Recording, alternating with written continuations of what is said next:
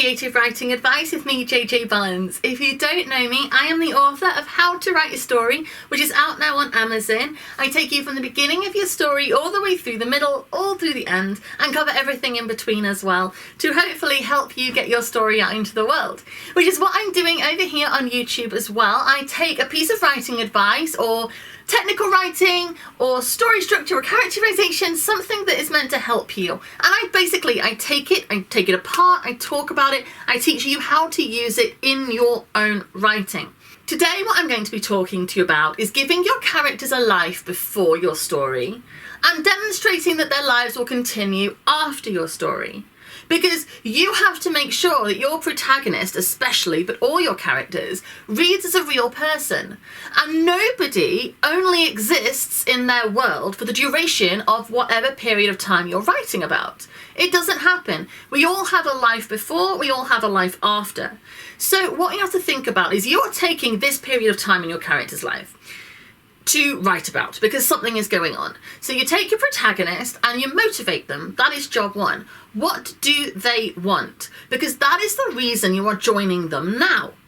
You are joining them in their life now because of a journey they're going to be going on, something they want and something they're going to try and get.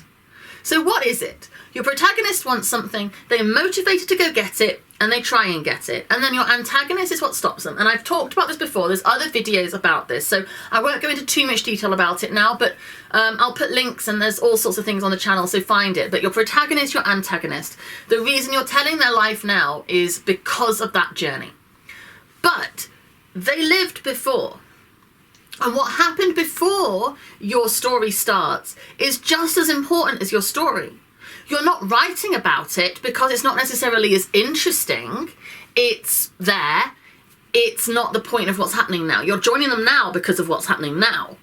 But what happened before is still shaping them. It still affects them.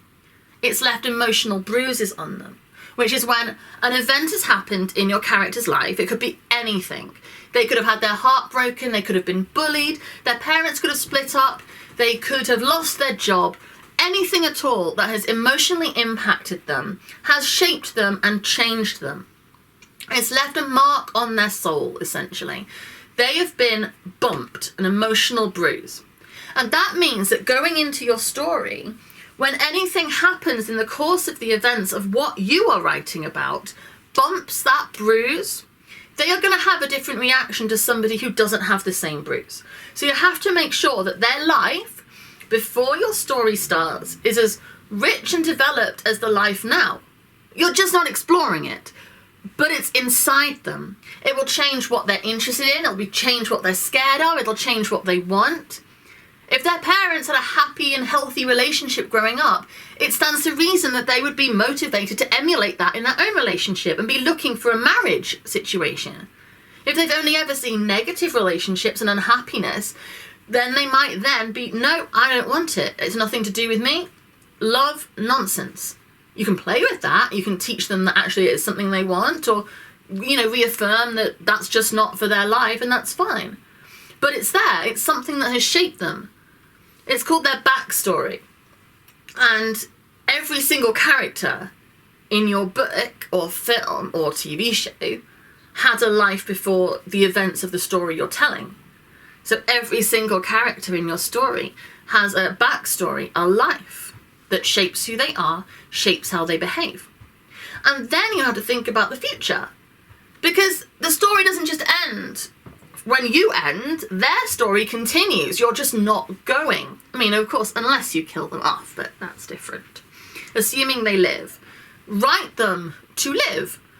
Write the fact that they have got a whole life ahead of them. If everything in their whole story, if everything is resolved completely at the end of your story, there's nothing left. There's nothing else to do. There's nothing to come. So you don't want that, because life isn't like that. Not every single thread in a person's life and existence will be neatly tied in a bow at exactly the same moment. Some will. The pertinent thread to the plot of your story, do they get what they want? That will be resolved at the end of your story.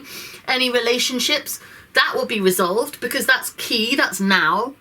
But they've got friendships that will continue that have got conflict. Someone that, you know, sometimes annoys them, sometimes doesn't. They're not going to suddenly switch into somebody who's the best friend just because your story's ended. No, that conflict will go on. All of the threads, all the pain they carry from the past, just because your story's ended doesn't mean that pain's gone away. So you don't resolve everything. Let them live. Let them exist in the world you have created for them. And I know that you wrote them. I know that I'm not saying that you created these people and they literally live on. I'm not saying that at all. But I'm saying that in your heart, in your readers' hearts, they're now people. They're people, and we cry over our characters. We laugh with our characters. We have hopes and dreams and fears about the characters that we experience through story. So in a very real sense, not a literally real sense, but in a real sense in terms of your life and your experiences of these characters, they go on. So they should be written as if they do. So don't tie everything up at the end of your story. Leave them to live. And when you start your story, don't ignore the fact that they had a life before you jumped in. Imagine that they live, and they lived whether you wrote them or not, right? Beginning of their life when they're born, end of their life when they die. And you as the writer, you're just transcribing the middle bit. Or at this bit, or this bit, it doesn't really matter which bit. You jump in to watch part of their life unfurl, because something key and interesting is happening that you want to explore, but they still have the life either side. The life before that shapes who they are now, and the life after that they're going to continue living into. And it will help, it really will, because if your characters feel one-dimensional in the sense that they only exist for this plot, they only live now, nothing happened before, nothing is going to come after, they're going to feel flat and unreal. And we don't want that from our characters. We want to feel like they're real. As I say, we want to have that kind of response to them where we do cry for them. If your characters live, your story will live too. So thank you very much for watching another one of my writing advice videos. I really hope this has been helpful. Don't forget, if you subscribe to this channel, I'm putting out a video every Monday, Wednesday and Friday at 9:30 in the morning. And yeah, I'm covering different kinds of writing advice, hoping to inspire you and teach you and be somebody supportive in your life to encourage you and help you get your story written. That is what I want to do. So thank you very much for watching.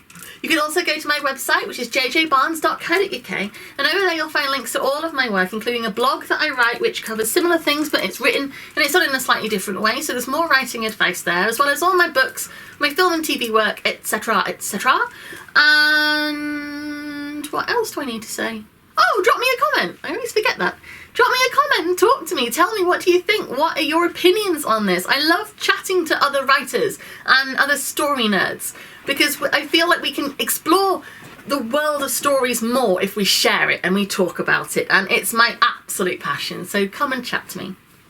Thank you very much, and I will be back again soon. Bye.